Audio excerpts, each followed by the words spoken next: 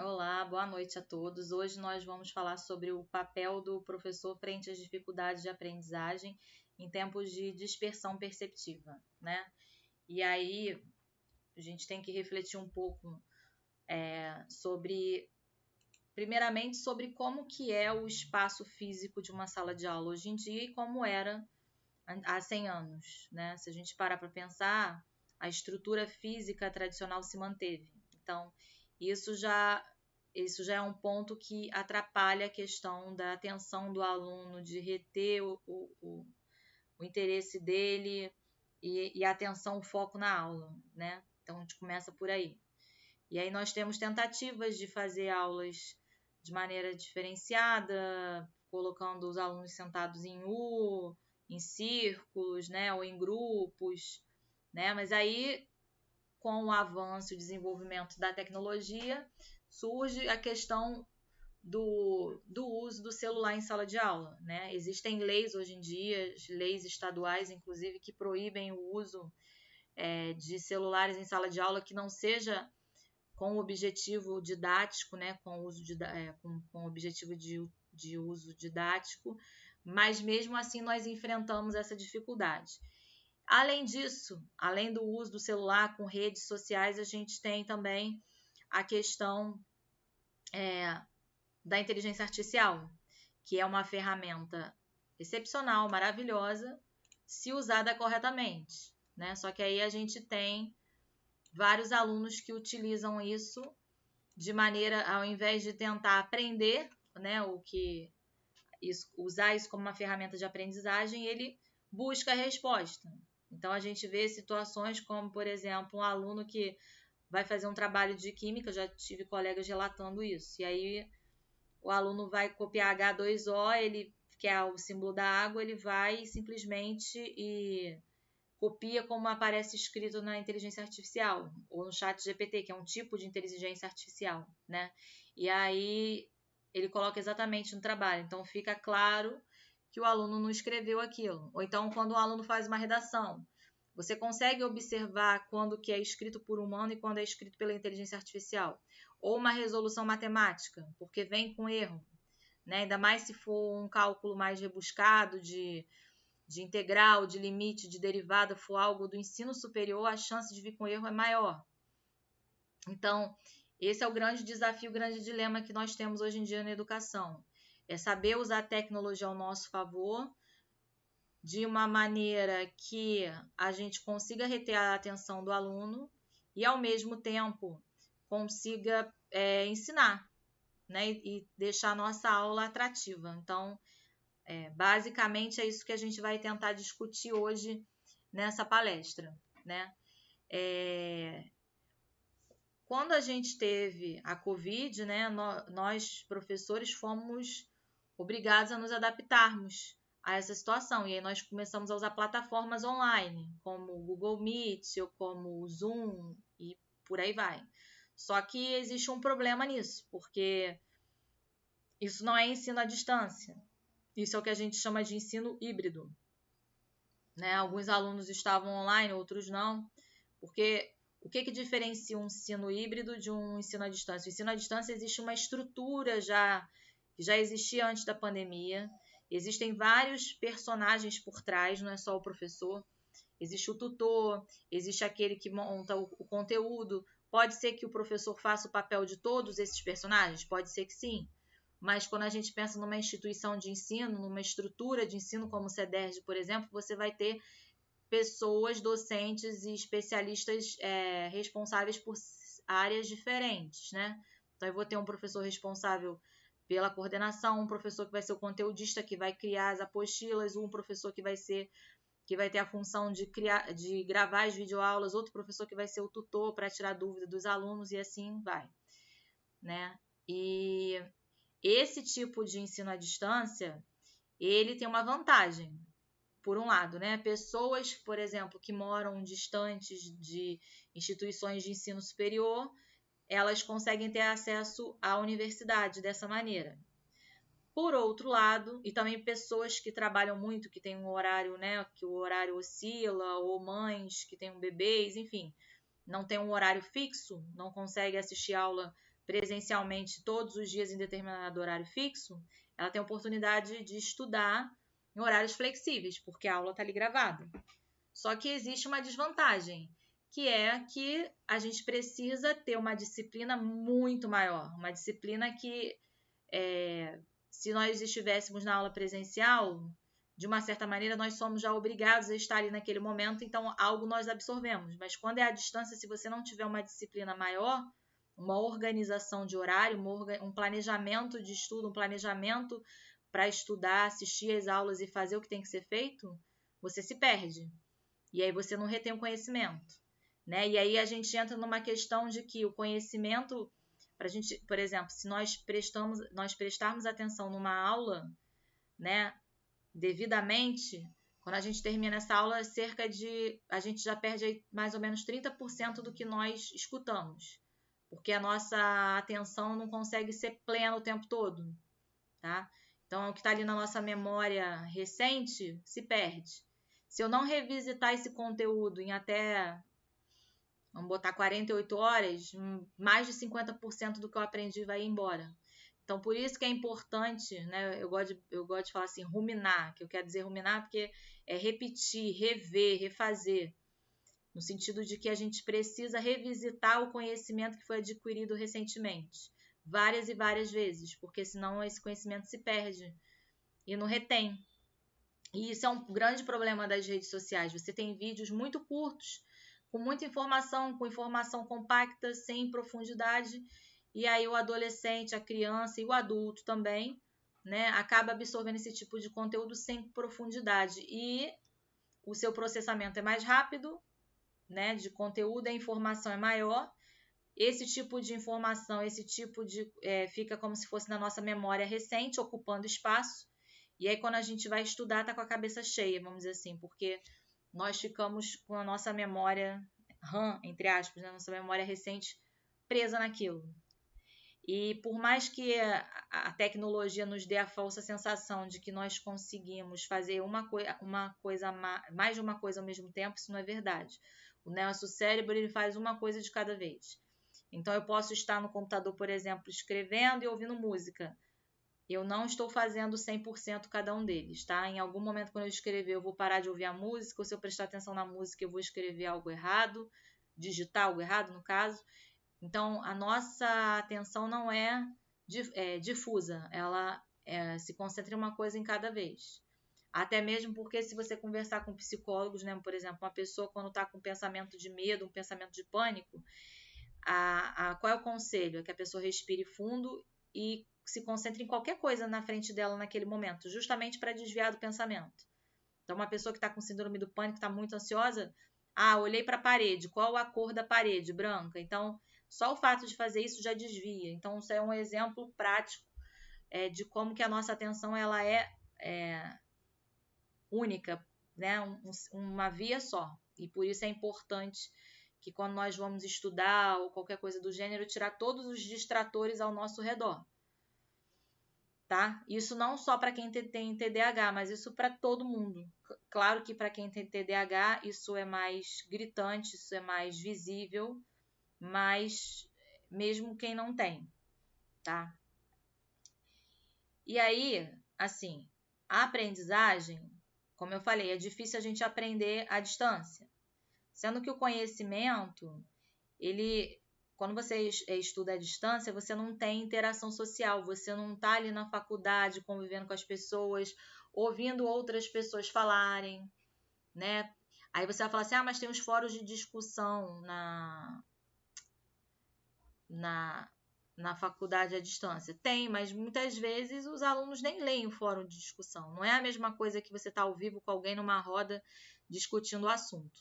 E aí Vygotsky já dizia em 1934 na Universidade de Moscou que a aprendizagem vai depender da mediação social e da interação, ou seja, nós precisamos conviver em sociedade para que o processo de aprendizagem se dê. E uma coisa que é importante é que cada um absorve o conhecimento de uma maneira distinta, né? Então, quando um professor explica um conteúdo, por exemplo, às vezes um aluno não entende, mas o colega fala de uma outra maneira, na linguagem dele, que ele entende o que foi dito. Ou então outra pessoa dá um exemplo de uma maneira que faz com que para aquele aluno fique concreto o que foi ensinado. Então, por isso é importante essa interação, e principalmente uma interação guiada, ou seja, uma interação em que o professor tenha feito um planejamento da aula, em que ele vá conduzir a discussão, a conversa sobre o assunto, de modo que ele alcance alguns objetivos. É claro que quando a gente faz um debate, faz uma conversa, não é que nós vamos ter controle sobre o debate, mas sim saber conduzir aquilo de modo a gente chegar no objetivo, que é o aluno aprender determinado conceito, por exemplo, tá? E aí a gente tem dados, né, pesquisas que falam o seguinte, que nós temos pela primeira vez uma geração de crianças e adolescentes que tem a questão cognitiva, a percepção, o estágio cognitivo menor do que as gerações anteriores. Por quê? Porque a criança está sendo super, hiper estimulada por redes sociais, por tecnologia, celular, computador, numa fase da vida em que ela deveria estar se desenvolvendo cognitivamente, tá?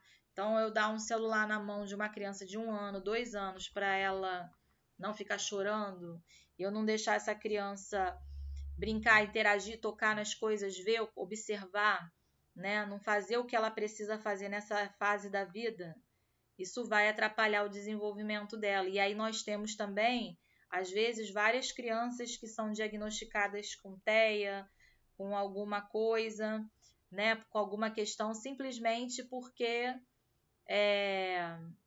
ainda não falam, teve um atraso na fala, teve um atraso na leitura. E nem sempre quer dizer que tem uma dificuldade de aprendizagem, mas sim que essa criança não foi estimulada corretamente, tá? Então, Piaget, já em 1970, na Universidade de Genebra, já falava que a atenção e a percepção evoluem por estágios cognitivos, tá? E para a gente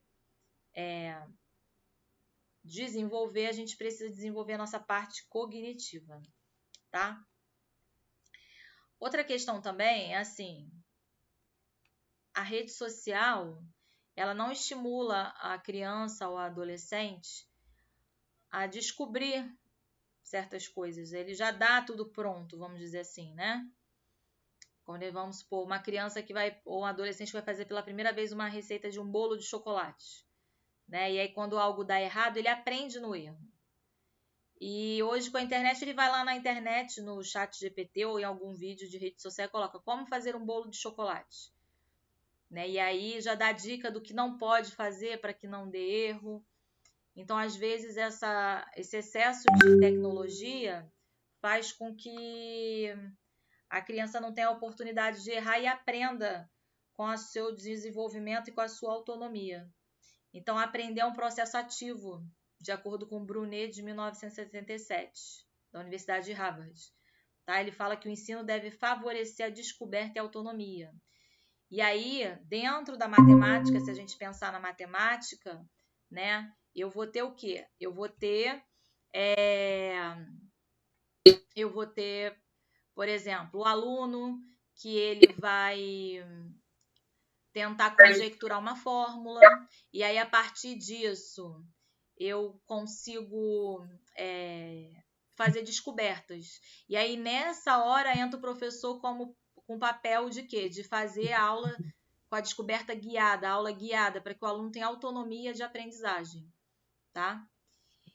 E se a gente pensar em David Ausubel, de 1968, da Universidade de Colômbia, ele já fala que a aprendizagem significativa vai depender dos conhecimentos prévios. E aí a gente pode fazer também uma relação com Paulo Freire, que fala o quê? Que a gente... ninguém é uma folha em papel em branco, né? Todo mundo tem experiências na vida. E aí nós trazemos isso para a sala de aula, na vivência em sociedade, e isso é utilizado a nosso favor para aprender. Então, o professor precisa também olhar em torno da turma que ele está trabalhando, qual é o público-alvo que ele está ensinando, para poder trazer questões da realidade desse aluno para que ele tenha interesse na aula e despertar a atenção dele naquilo. Às vezes, o estopim para aprender um conhecimento vai ser algo da rotina daquela escola, daquela comunidade escolar, daquela comunidade, né? Às vezes nós temos escolas dentro de comunidades, dentro de quilombos, dentro de aldeias indígenas, que seja. Então, trazer algo da realidade daquela sociedade ali para eu poder despertar o interesse do aluno, né? E aí é importante também pensar que a gente precisa realizar aulas e atividades que tenham um tempo menor de durabilidade, porque esse adolescente, esse aluno, esse adulto também, ele está hiperestimulado, então ele desacostumou, vamos dizer assim, a ter uma atenção maior. É claro que depois de 1 hora é muito tempo de atenção, mas com o hiperestímulo das tecnologias, das redes sociais, esse tempo de atenção diminuiu mais ainda. Ele pode ser trabalhado, ele pode ser estimulado, ele pode ser aumentado? Pode, mas é igual uma academia, uma musculação. Ninguém vai na academia, faz musculação o dia inteiro e fica forte.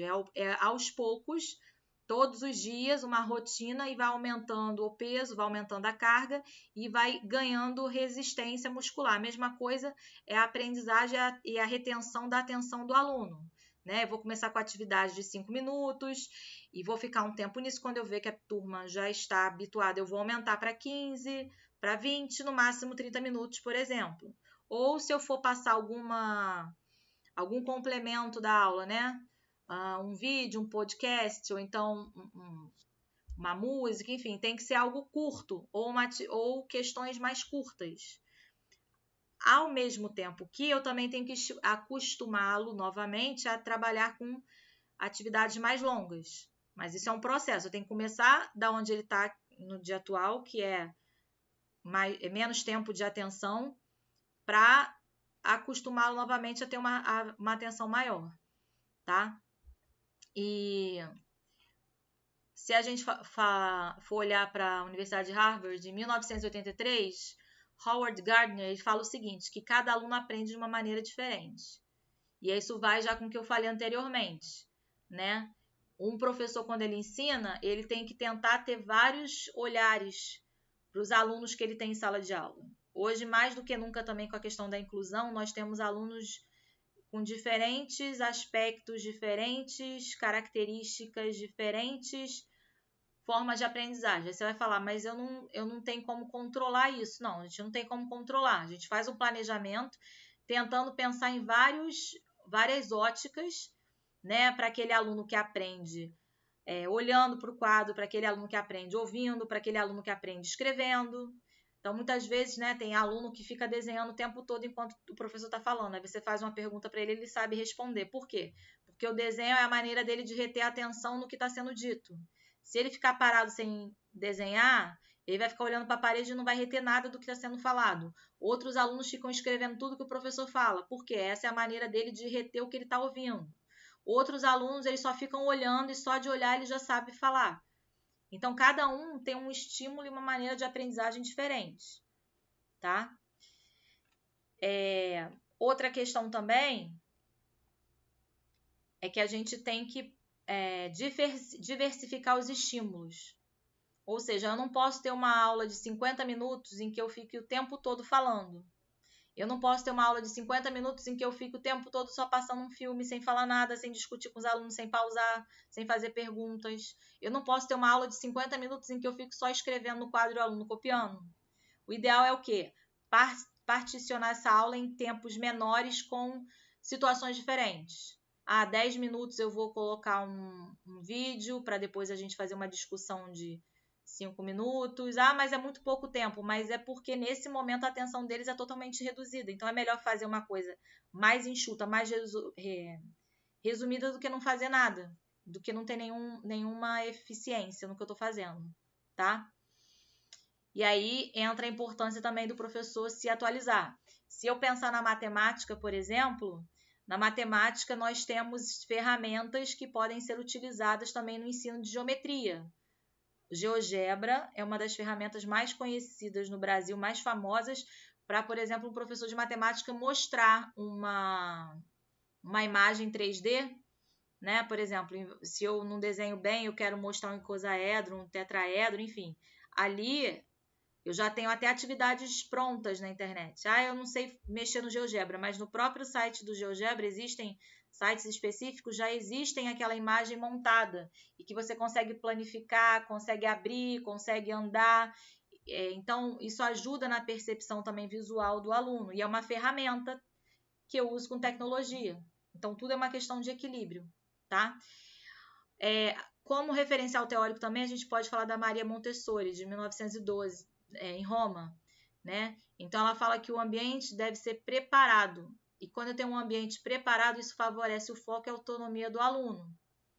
E que a educação é um processo natural, tá? Ela acha que o aluno aprende melhor em ambientes organizados. E aí tem evoluções, né? Existem uma rotina e materiais específicos de acordo com esse tipo de ensino. Se a gente pensar em Alexander Luria, 1973, da Universidade de Moscou, ele defende que a atenção depende de funções executivas, porque o cérebro funciona com um sistema funcional complexo, né? Ele acha que a dispersão perceptiva afeta o controle voluntário. Então, é preciso treinar a atenção, como eu falei anteriormente, e aumentar gradualmente as atividades, né? Skinner, em 1953, na Universidade de Harvard, ele fala que o comportamento é moldado por reforços. E a educação é que sobrevive quando o que foi aprendido é esquecido. Então, ele defende reforços positivos para manter o foco, né? Reforço, modelagem. Nem tudo tem como ser modelado, né? O nosso pensamento, a nossa mente, ela não é algo cartesiano. Porém, a tentativa de organizar o pensamento ou de organizar a aula auxilia no desenvolvimento da aprendizagem e no aumento da atenção do aluno ao longo do tempo. Tá? Então, não é ter uma aula totalmente aleatória, sem nenhum planejamento, sem nenhuma preparação, entrar na sala de aula sem ter planejado nada, ser algo como caótico, como também não é achar que vai planejar e que vai sair tudo sob o controle exatamente como foi planejado. É um equilíbrio. O caos existe porque a gente não tem previsibilidade do que cada aluno vai falar ou vai fazer, mas ao mesmo tempo eu preciso ter um planejamento do que eu quero fazer, qual é o meu objetivo naquele dia, naquela aula, para eu poder não me perder, né? E aí, a gente tem também Helven Furstein, de 1980, na Universidade Hebraica, que ele defende o seguinte: a inteligência pode ser modificada, o ser humano é modificável, ou seja, nós nos adaptamos a situações diversas, tá? Então, por mais que eu tenha aprendido hoje que 2 mais 2 é igual a 4, eu ensinando em algum momento eu posso despertar dentro de mim uma outra maneira de enxergar essa adição, né? Eu lembro que equação do primeiro grau, por exemplo, né? A gente escreve x mais 1 igual a 2. E aí a gente resolve, em cada linha coloca uma etapa da equação. E aí tinha uma aluna que não estava entendendo de jeito nenhum o que eu estava falando, x mais 1 igual a 2. Aí o que eu fiz? Eu armei a conta como se fosse uma conta de adição. X, botei o 2 embaixo, sinal de mais, o tracinho igual a 2. Então, nunca tinha pensado em fazer aquilo, mas na hora, né, me veio na mente, na tentativa de ensinar a aluna de uma outra maneira, e ela entendeu daquele jeito. Então, a gente, às vezes, apesar de já ter um conhecimento, pode ser que a gente consiga ter criatividade de criar um outro caminho para chegar na mesma resposta, tá? E se eu pensar na Emília Ferreiro, da Universidade de Genebra, ela fala que a escrita é construída por hipóteses, ou seja, a criança pensa sobre a escrita. Então, erros também revelam pensamento. Um erro que muito aluno tem em matemática, por exemplo, x ao quadrado, x sobre 2, eles confundem muito isso. E aí, quando ele escreve isso errado, né, matematicamente, vamos dizer assim, né, na matemática formal não está de acordo, ele mostra como que ele tem pensado. Então, eu analisar esse tipo de erro na linguagem matemática, isso me diz muito do meu aluno e eu aprendo quais são os tipos de erro que eles têm na hora de adquirir o conhecimento. E aí eu posso utilizar isso na hora de ensinar novamente outros alunos. Falar, olha, esse erro aqui é muito comum. E aí despertar nele algo que ele não enxergou ainda. Entendeu? Então, é isso que ele está falando aqui, a intervenção diagnóstica. Outra questão também, quando a criança está aprendendo a alfabetização, né? E aí, essa criança, ela A, E, I, O, U, né? Então, A, E, I, O, U, né? O E é como se estivesse com acento, e o E não tem acento. Então, essa questão da fonética, que também faz parte também da alfabetização, tá? Se a gente pensar em Celestine Freinet, da Escola Moderna de 64, ela fala que a cooperação favorece a aprendizagem. Ou seja, a escola deve ser viva, as crianças devem participar, a comunidade escolar deve participar, todos devem participar, tá? Então, ela valoriza a expressão, participação, projetos e textos livres. Já se eu falar de Bernard Charlot, de 2000, da Universidade de Paris, ele fala que o aluno aprende quando atribui sentido a algo. Então, aprender é entrar em relação com o saber, e destaca a importância do vínculo e da importância do aluno estar motivado, do aluno ter uma contextualização para aprender o que está sendo dito, ensinado, tá? Já Philippe P. Renaud, de 1999, da Universidade de Genebra, ele fala que o professor regula e adapta o ensino, ou seja, ensinar é gerir a heterogeneidade. Ele defende práticas diferenciadas e a regulação contínua, tá? Então, vocês podem ver que todos eles defendem uma tentativa de controle ou de planejamento, tá? Antônio Novoa, de 1992, da Universidade de Lisboa. Ele defende que o professor deve ser reflexivo, ou seja, ele é um profissional em eterna reflexão.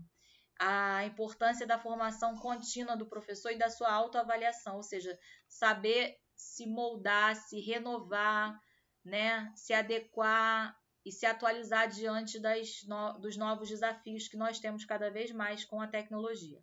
José Morin, de 2015, da USP, ele fala que a tecnologia exige curadoria docente, porque a gente vive em tempos de excesso de estímulos, tá? Ele afirma que o professor deve filtrar informações e ele defende técnicas de metodologias ativas. Já Lino de Macedo, da USP, de 2005, ele fala que os jogos desenvolvem atenção e raciocínio, então é uma forma de aprender. E aí ele defende, né, que a gente deve relacionar desafios ao foco, jogos pedagógicos. Então, quando você tem uma competição, quando você tem um jogo, você tem uma interação social, isso estimula a aprendizagem. Ana Maria Popovic, 2004, da USP, ela fala que as dificuldades de aprendizagem envolvem fatores emocionais. Como a gente falou, o aluno precisa estar motivado e ele precisa estar emocionalmente envolvido com a situação para ele aprender. Aprender envolve afetos. Uma informação, por exemplo, quem tem Alzheimer, né? A pessoa perde a memória, mas quando a memória tem afeto envolvido, essa memória ela retorna ou ela é mais difícil de ser perdida. Então, vai de acordo com o que a Ana Maria Popovic está falando, né? Ela destaca o acolhimento e a intervenção psicopedagógica, tá? Maurice Tardif, 2005, da Universidade de Montreal. Ele defende que o professor mobiliza saberes diversos, ou seja, os saberes docentes são plurais, não é mais de um, tá? E aí Tardif explica que a prática exige integração e um planejamento consciente. Marcos Meyer, 2011, da PUC Paraná, ele fala que a neurociência ajuda a entender a atenção e o cérebro precisa de pausas. Se a gente pensar na técnica do Pomodoro, o que é a técnica do Pomodoro? Eu estudo 20 minutos, pauso 5, ou então eu estudo 25 minutos, pauso 5 e volto, né? Então ele relaciona a dispersão ao cansaço cognitivo e são necessários intervalos cognitivos, tá? Carla Tiepo, 2018, da Santa Casa de São Paulo. Ela fala que a dispersão perceptiva é efeito do excesso de estímulos e a atenção é um recurso limitado. Então, ela afirma que o foco exige um controle ambiental, microtarefas, foco guiado, controle no acesso a redes sociais, tá? Daniel Goleman, da Universidade de Harvard, de 2013, ele fala que a atenção plena melhora o foco. E a atenção é o músculo da mente.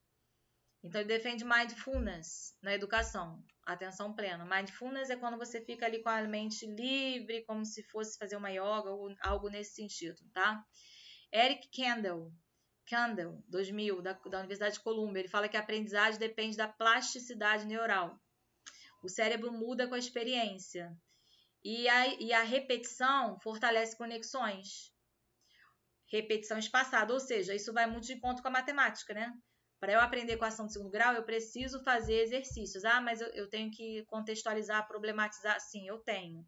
Mas para o aluno mecanizar aquela conta, porque é necessário isso em alguma etapa do desenvolvimento da aprendizagem da matemática, ele precisa repetir, ele precisa fazer vários exercícios. Eu não estou falando que o ensino da matemática é apenas repetição de contas, não é isso que eu estou falando. Mas isso faz parte, é uma das etapas do processo de aprendizagem de um conteúdo matemático, tá? Então é isso que ele está defendendo aqui, que vai de encontro com a matemática, tá? O Eric Marzou, de 97, da Universidade de Harvard, ele fala que aprender com pares aumenta o engajamento, os alunos aprendem ensinando. Então, ele defende perguntas conceituais, ele fala do peer instruction. Ou seja, quando eu tenho uma prova que eu estudo com um colega, fica muito mais fácil do que se eu estudar sozinha. Então, ele está defendendo isso, tá? John Hattie, 2009, da Universidade de Melbourne. Ele fala que o feedback é o fator de maior impacto. O feedback é essencial para aprender. Então, a clareza reduz a dispersão. Feedback é imediato. Então, assim, se eu tenho um aluno, eu estou ensinando algo, ele falou algo que não condiz com o conceito, eu vou falar na hora com ele, corrigir, né? Ou eu passei um exercício e o aluno veio me mostrar, eu mostrar para ele onde ele errou, ou ele próprio percebeu o erro dele, isso ainda é mais eficiente ainda para aprender. Tá? Quando o aluno vem mostrar, professor, eu fiz assim, assim, assim, não, pera, eu errei aqui, conta. Então, quando ele mesmo percebe o erro que ele teve, isso aumenta a aprendizagem, tá? Se eu pensar no Michael Fullan, 2001, Universidade de Toronto, ele fala que as mudanças educacionais dependem do professor e começa na sala de aula. E aí ele fala da inovação gradual, liderança pedagógica, ou seja, multitarefas, tá?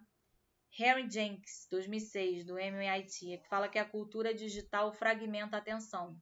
Então, a gente precisa de uma cultura de convergência.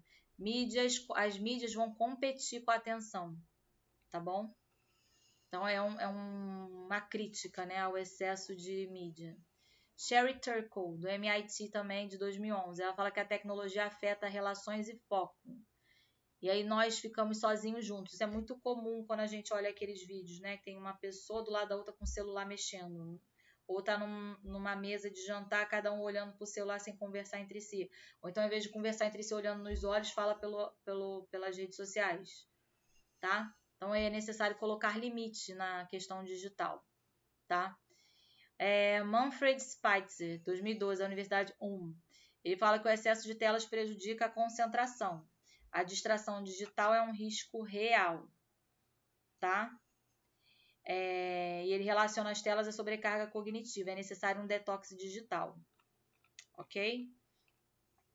Então, assim, resumidamente, o que eu quis destacar é a importância do professor se modelar, do professor se atualizar, né? Eu sei que é muito cobrado de nós sempre o aprendizado, a técnica, e que às vezes não há investimento ou estímulo, motivação, mas é importante que ainda assim nós continuemos estudando e nos atualizando em relação aos desafios que surgem na sala de aula e diante da aprendizagem e dos alunos que vão surgindo para nós, né?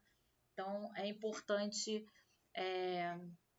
participar de cursos, palestras como essa, ou de encontros, rodas de conversa, cursos de extensão, pós-graduações, enfim, o que for possível, viável para cada um de nós, conferências, né, tudo isso que nos traga atualização, tá bom? Eu agradeço a participação de todos, quem assistiu, e qualquer dúvida, só enviar por e-mail do RNB. Obrigada.